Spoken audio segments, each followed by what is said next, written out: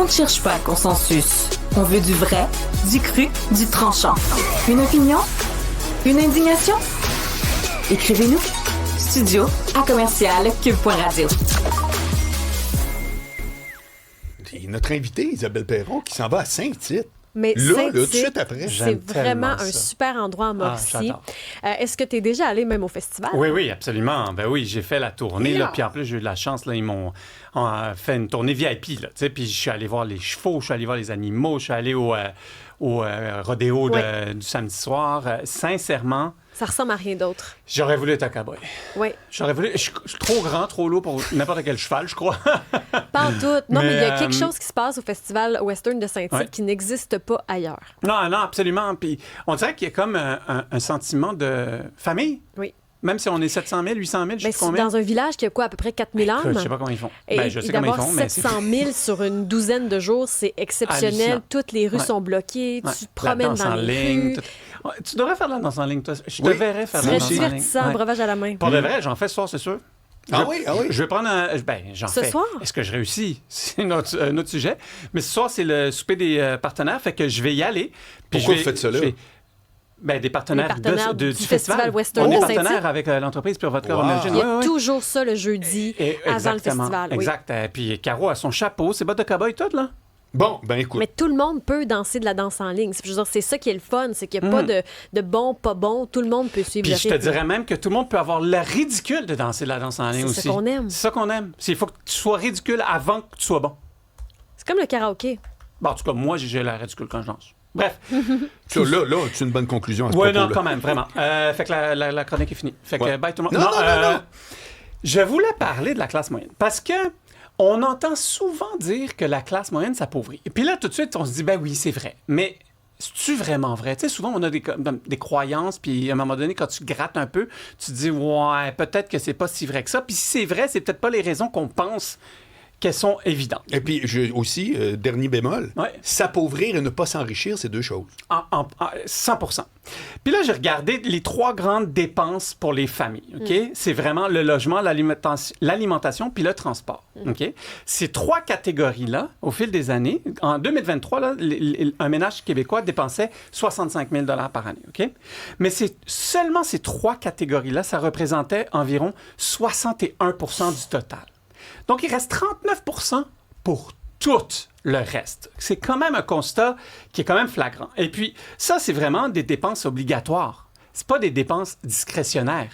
Tu sais, tu peux pas décider d'arrêter de te loger, de te nourrir, de te déplacer. Tu sais, tu peux couper ton Netflix, tu peux ne pas changer ton téléphone à chaque année, pas aller en voyage. Pas t'acheter de vêtements. Mais ce 61 %-là, il est comme obligatoire. T'sais. Puis l'inflation sur les dépenses obligatoires fait beaucoup plus mal que l'inflation sur les dépenses discrétionnaires. Ça, c'est important. Fait que très souvent, on dit, oui, mais l'inflation des dernières années, la hausse des prix, ça nous a fait mal.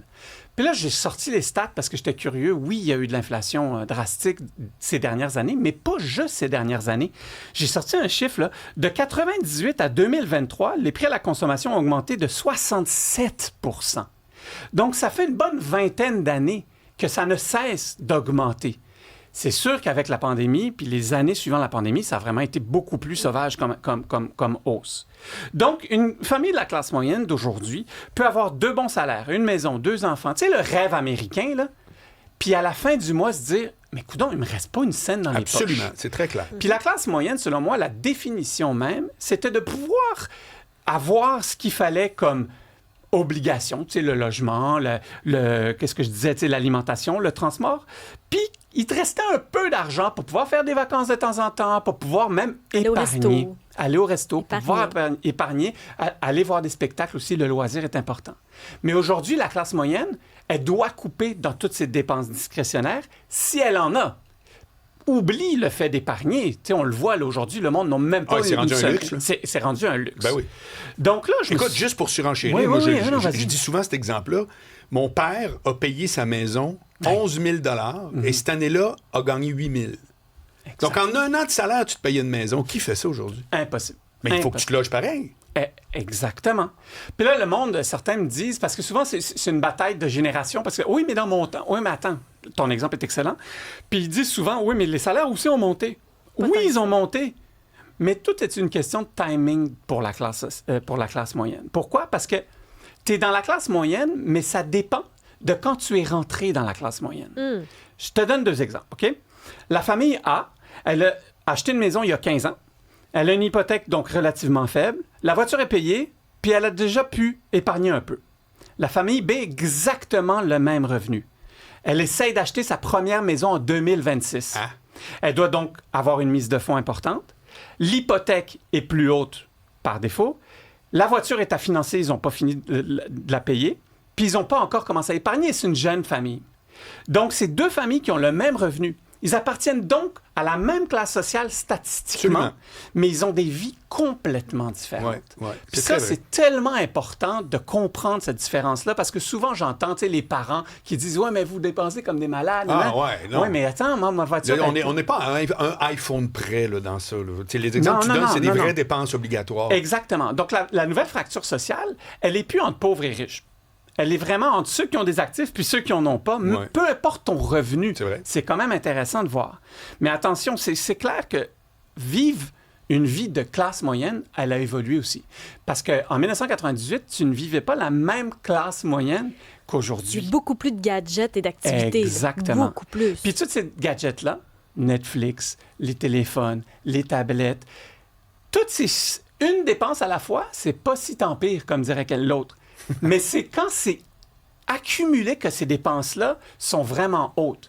Donc, la classe moyenne d'aujourd'hui, elle peut avoir le même salaire qu'une classe moyenne dite traditionnelle statistiquement, mais non seulement l'accès à la propriété est de plus en plus cher, mais en plus, on rajoute toutes ces dépenses discrétionnaires qui sont devenues presque de la nouvelle normalité dans la classe moyenne. Puis ça fait en sorte que la classe moyenne, elle ne peut plus vivre la classe moyenne. C'est vraiment intéressant de voir ça. Puis j'ai vu, la semaine passée, j'ai vu c'est pas un documentaire, là, mais justement, c'est Blast que je te parlais, Isabelle, tantôt. Ah oui, c'est bon, ça, c'est français. Oui. Puis il parlait des jeunes qui commencent, mais qui ont une paye quand même au-dessus de la moyenne, mais pas... Pas 200 000. Non. Et qui allaient dans des quartiers, on l'a tous vécu ici à Montréal, dans des quartiers qui sont plus des quartiers populaires, mais que là, ils peuvent acheter. Et la raison, puis c'est vrai, moi je m'identifie à ça, la raison est que on veut être propriétaire, mais on veut continuer quand même à faire de quoi. On veut pas être propriétaire, pas être collé. Moi, mes parents disaient, ils ont eu 4 enfants, ils disaient, quand on avait tout payé pour les 4, il restait plus rien pour nous autres. C'est que, tu sais, à un moment donné, c'est des choix de vie. Puis après, il se passe quoi? On va dire qu'il y a de la gentrification c'est exactement dans certains quartiers. Ce qu'il parlait, la gentrification. Parce que d'un côté, ils sont obligés, s'ils veulent être propriétaires puis rester en ville, d'aller dans ces quartiers-là. Absolument. Puis de l'autre côté, on leur reproche d'aller dans ces quartiers-là puis de faire en sorte de sortir, en quelque sorte, les personnes de faire monter le prix des loyers. De faire monter le prix des loyers. Fait que, tu sais, c'est pas aussi facile que ça de juste répondre, ben oui, c'est sûr, l'inflation coûte cher. Non, c'est vraiment, moi, je voulais faire cette démonstration-là, de voir que c'est vraiment plurifactoriel le fait qu'on ne puisse pas subvenir à nos besoins, littéralement, malgré le fait que tu as 2 bons salaires. Et puis en plus, pour conclure, les grandes dépenses importantes sont toutes en même temps. Elles sont entre 30 ans puis 40 ans. T'sais, les enfants, le mariage peut-être, la voiture, si tu dois te déplacer, et la maison. Donc, bonne chance aujourd'hui pour pouvoir essayer de vivre la classe moyenne. Il y a quelqu'un qui dit, moi, quand j'ai acheté, je gagnais 17 $ de l'heure. Aujourd'hui, je fais 32 $. J'ai l'impression de ne pas avoir avancé. Donc, avec ce qu'il a payé, cette personne-là... Avec le double du salaire. Oui, malgré tout. Mais je suis d'accord. Quelqu'un, Stéphane, qui dit la plus grosse dépense au Canada, c'est les taxes et les impôts. Mais c'est clair, c'est notre plus grande dépense. C'est notre plus grande dépense annuelle. Ben oui. Et l'autre point, quand on se compare par exemple aux années 90, parce que c'est ça que tu disais, il y a aussi qu'on s'est habitué à plus de confort. Tu sais, je sais pas qui d'entre vous disait, moi, les parents, quand ils avaient tout dépensé pour les jeunes, il restait plus rien. Ben aujourd'hui, il y a tellement plus. Tu sais, dans le temps, il n'y avait pas autant de gadgets et d'événements. Puis ça, je trouve que la dépense est plus grande, en plus de tout ce que tu as nommé. Puis un point que je vais revenir dans une autre chronique, c'est qu'il y a une premiumisation de la vie. C'est fini les cafés à 2 piastres, c'est 8 piastres. Et c'est accepté. C'est fini le burger à 5 piastres, c'est 20 piastres. Et c'est accepté. Exactement. C'est fini la bière tablette, c'est des bières de microbrasserie à 8 piastres la canette. Maintenant, on identifie... C'est fou à quel point. On identifie qu'un café à 8 $ est mieux qu'à 2. En plus. On identifie que c'est mieux, c'est meilleur, c'est plus luxueux, puis pourtant, souvent, c'est le même café. C'est un peu tout de ta faute. Là, pour conclure, là. Toutes les mauvaises nouvelles, on va se le dire, c'est relativement les hommes chauves. Mais non, moi, je m'identifie pas à ça. Mais on s'habitue au luxe, puis on veut que le luxe devienne la normalité. Oui. Mais ça coûte cher, le luxe. Oui. Merci, Nicolas Duvernois. Oui.